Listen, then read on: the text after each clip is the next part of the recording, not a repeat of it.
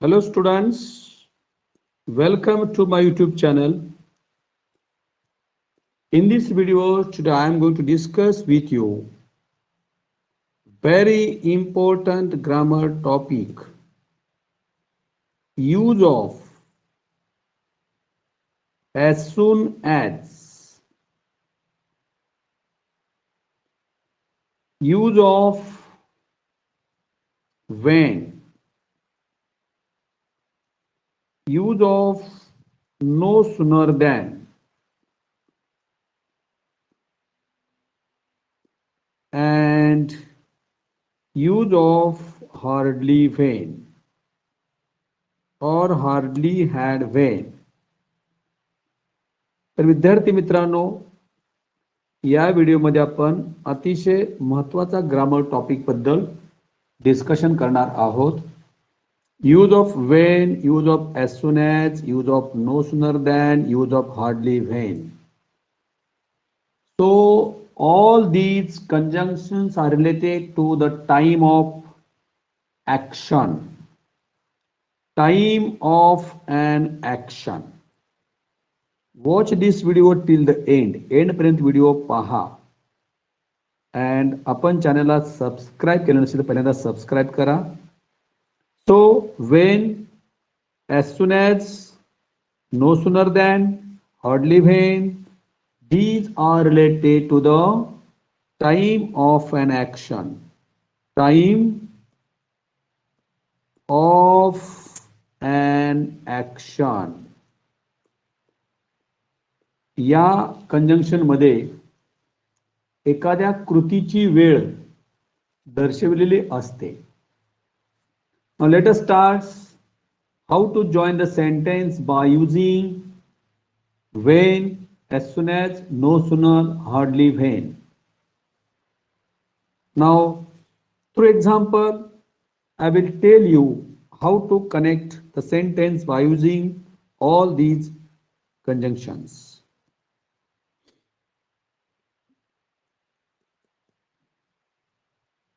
Example: the teacher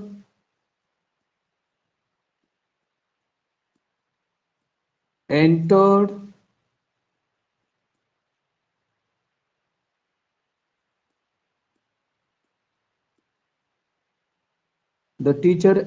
the class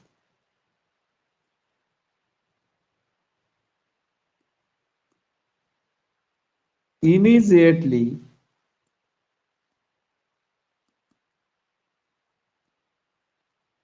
all the students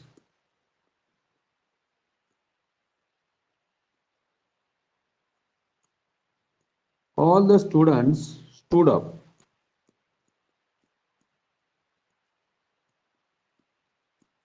These are the two sentences given separately. दोन वेगवेगळी वाक्य आहेत. आपल्याला when, as soon as, no sooner आणि hardly when ने join करायचे आहेत. The teacher entered the class, full stop. Immediately all the students stood up. Join the sentence by using when. समजा मला when न वाक्य जोडायचं आहे. काय करावं लागेल? या दोन सेंटेन्स मधील जे सेंटेन्स किंवा जी ऍक्शन सुरुवातीला घडलेली आहे त्यापूर्वी मला when लिहावं लागेल. The teacher entered the class he action अगोदर घडलेली आहे म्हणून when the teacher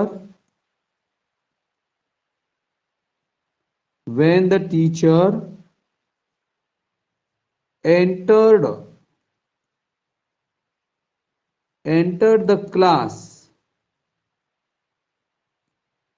दोन सेंटेन्स मध्ये आपण इथं कॉमा द्यायचा आहे आणि ज्या वेळेस दुसऱ्या वाक्यामध्ये सुरुवातीला किंवा शेवटी immediately, instantly, at once, at that moment असे जर समजा ॲडव्हर्ब असतील तर ते ड्रॉप करायचे आहेत. म्हणून पहिल्या सेंटेन्स नंतर कॉमा देऊन आपण पुढचं सेंटेन्स लिहायचं आहे. all the students stood up. म्हणजे इथं तुम्हाला फक्त पहिल्यांदा जी ऍक्शन घडलेली आहे त्यापूर्वी व्हेन लिहायचं आहे आणि दोन्ही सेंटेन्समध्ये कॉमा द्यायचा आहे. आणि जर instantly, at that moment, at once, suddenly असे जर समजा ॲडव्हर्ब असतील तर ते ड्रॉप करायचे आहेत आणि शेवटी फुल स्टॉप द्यायचा आहे. आता दोन सेपरेट सेंटेन्स जोडताना काय करायचं आपण ते पाहूया. पहिल्या सेंटेन्सच्या अगोदर as soon as असं लिहायचं आहे. as soon as पहिल्या सेंटेन्स पूर्वी as soon as लिहा. as soon as the teacher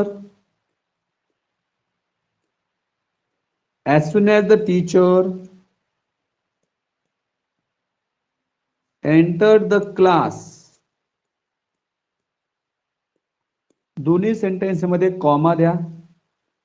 जर दुसऱ्या वाक्यामध्ये दुसऱ्या सेंटेन्स मध्ये immediately, instantly, at that moment, at once, suddenly असे वर्ड्स असतील ते ड्रॉप करायचे आहेत.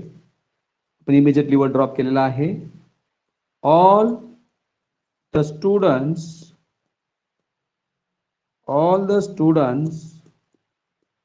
stood up.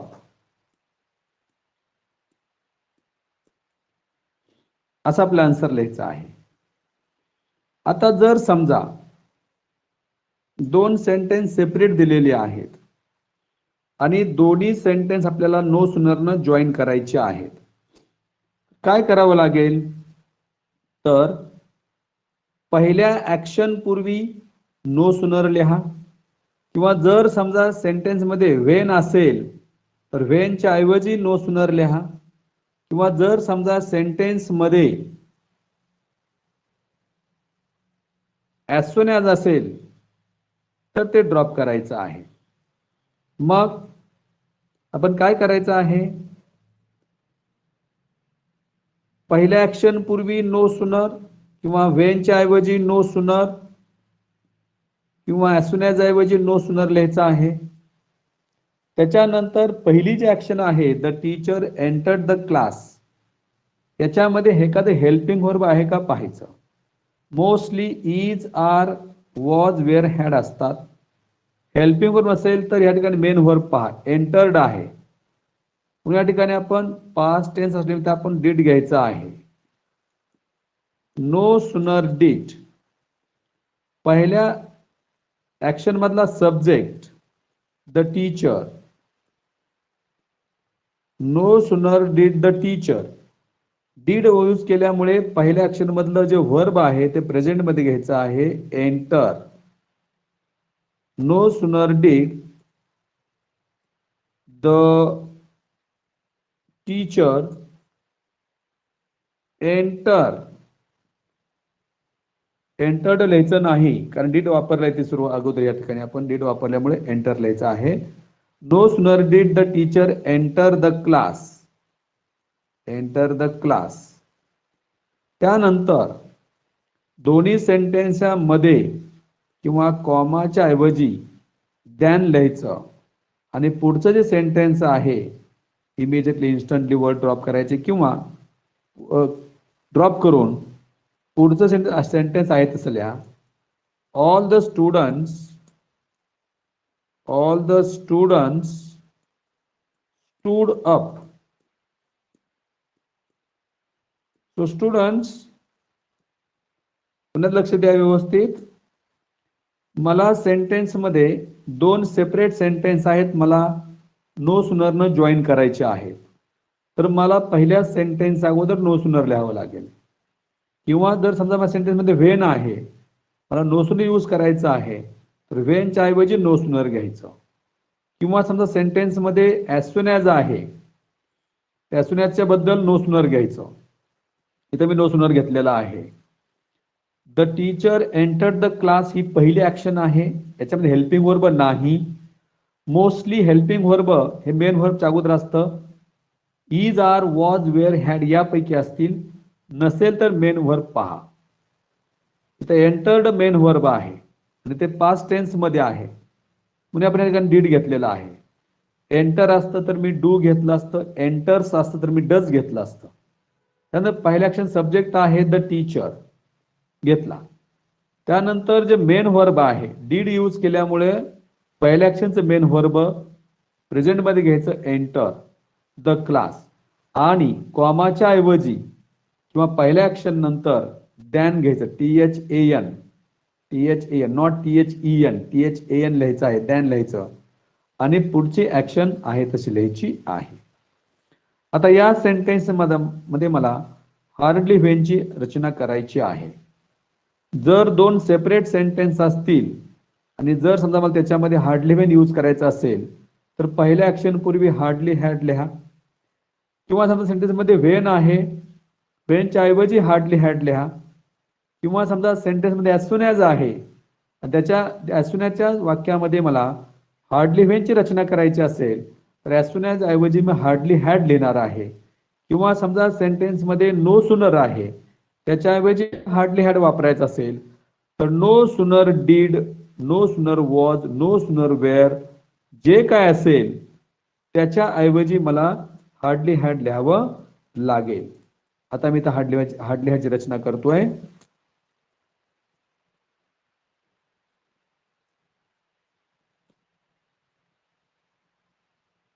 हार्डली हॅड म्हणजे पहिल्या ऍक्शन पूर्वी हार्डली हॅड किंवा व्हेनच्या ऐवजी हार्डली हॅड किंवा ॲज सून ॲज ऐवजी हार्डली हॅड किंवा नो सुनर च्या ऐवजी हार्डली हॅड लिहिलेलं आहे.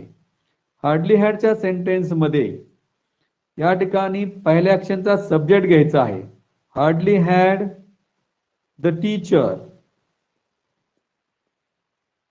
Hardly had the teacher.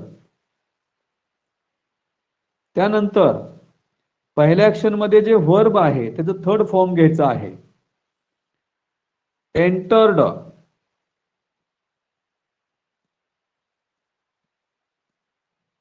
Hardly had the teacher entered.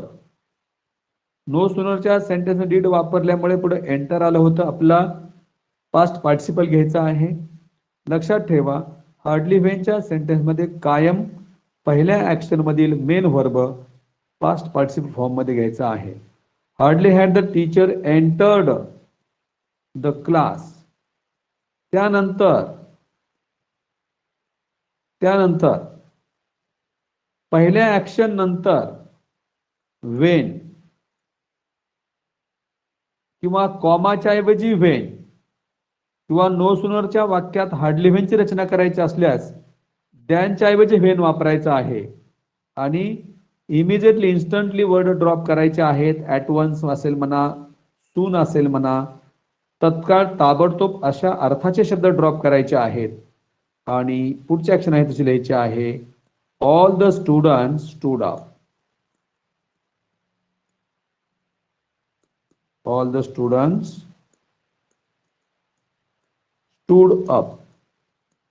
So students, try to understand this concept once again.